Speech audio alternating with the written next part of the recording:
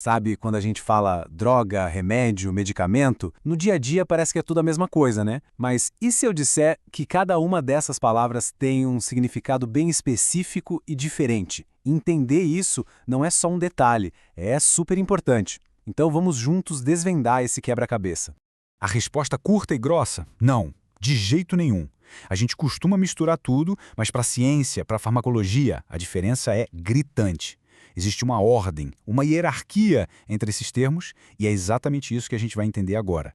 Para a gente entender essa história, a gente precisa começar do comecinho, lá na fonte de tudo. Pensa na matéria-prima, sabe? Bem no estado bruto. É aqui que a jornada farmacêutica realmente começa, com o termo mais amplo de todos. Olha só, a palavra droga, no seu sentido técnico, é só o ponto de partida. É a matéria-prima que a natureza nos dá. Pode ser uma folha de uma planta, um mineral tirado da terra ou até algo de origem animal. A palavra-chave aqui é bruto. É a substância pura, sem nenhum processamento. E é aqui que a ciência entra em campo. O fármaco é o que os cientistas conseguem extrair daquela droga. É a molécula específica, sabe? O tal do princípio ativo, com uma estrutura química toda conhecida. É ele, e só ele, que tem o poder de interagir com o nosso corpo para causar algum efeito. Então, para ficar bem claro, a planta medicinal inteira, isso é a droga. Aquela molécula única que os cientistas isolam dela para curar alguma coisa, isso é o fármaco. É uma viagem do grandão para o pequenininho, do natural para o científico. E essa ideia de uma substância que pode alterar nosso corpo é muito antiga. Isso nos leva a uma dualidade fascinante. A palavra grega pharmakon, que deu origem a fármaco, queria dizer tanto remédio quanto veneno. Isso só lembra a gente daquela máxima da medicina: a diferença entre a cura e o perigo quase sempre está na dose.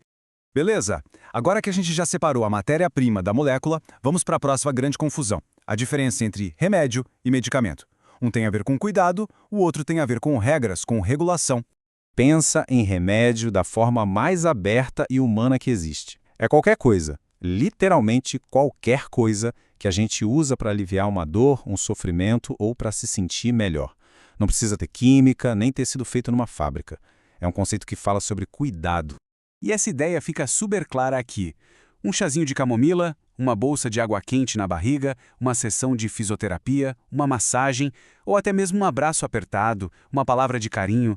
Tudo isso é, na sua essência, um remédio. São recursos que trazem alívio. Já o medicamento é outra história. Ele é um produto, digamos, com RG e CPF. Tem uma fórmula exata, passou por anos de testes, foi aprovado por agências como a Anvisa e sua eficácia foi comprovada pela ciência. É o ponto onde a ciência e a lei se encontram. E aqui vem a regra de ouro que amarra tudo. Pensa bem, um medicamento é um produto feito para aliviar ou curar, certo? Então, por essa definição, ele também se encaixa no conceito bem amplo de remédio. Mas e aqui está o pulo do gato. O contrário não é verdade.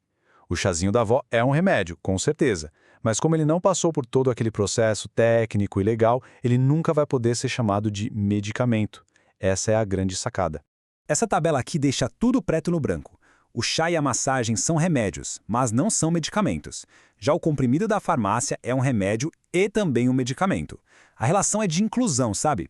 Todo medicamento é um tipo de remédio, mas a maioria dos remédios não são medicamentos. Ok, agora que a gente já sabe o que é um medicamento, que tal a gente dar uma de cientista e espiar lá dentro? O que será que tem exatamente dentro de um comprimido? A resposta é bem interessante. A fórmula de um medicamento é que nem uma receita de bolo. Tem o ingrediente principal, aquele que faz o efeito acontecer. E depois vem os ingredientes de suporte, para dar forma, estabilidade e garantir que tudo funcione direitinho. E é aqui que todos os nossos conceitos se conectam. Lembra do fármaco, aquela molécula pura que a gente isolou lá no começo? Pois é, dentro de um medicamento, ele ganha o nome de princípio ativo. Ele é a estrela do show, a única parte que realmente tem um efeito terapêutico. Mas nenhuma estrela brilha sozinha, né? O princípio ativo precisa dos excipientes. Eles são tipo os coadjuvantes da história. Não têm efeito nenhum para curar, mas são essenciais. Eles dão o volume para o comprimido, garantem que ele não estrague e ajudam o corpo a absorver o princípio ativo do jeito certo. Para fechar, vamos explorar a ideia mais poderosa de todas: como a intenção, o objetivo e o contexto podem mudar completamente o que uma substância é. A cafeína é um exemplo perfeito disso. Num refrigerante, ela é só um ingrediente, uma droga que nos dá um estímulo. Mas, quando essa mesmíssima molécula é purificada, colocada numa dose exata dentro de um comprimido, ela vira um fármaco dentro de um medicamento para dor de cabeça. A substância é a mesma, mas o contexto muda tudo. Agora, vamos levar esse raciocínio por um extremo. Pensa numa coisa que, por natureza, é o total oposto de um remédio, o veneno de uma cobra. Na natureza, ele é uma toxina mortal, mas dentro de um laboratório, esse mesmo veneno se transforma na droga, a matéria-prima, para criar o soro antiofídico, um medicamento que salva milhares de vidas. É a prova final de que a ciência pode, literalmente, transformar veneno em cura. Então, para organizar as ideias de vez, a gente parte da droga, que é a matéria-prima, dela a gente isola o fármaco, a molécula ativa. Esse fármaco, combinado com outras substâncias e com a aprovação da lei, se torna um medicamento. E esse medicamento, junto com o chá e o abraço, entra na categoria gigante de remédio. E tudo isso deixa a gente com uma pulguinha atrás da orelha. A história da medicina está cheia de venenos que viraram remédios.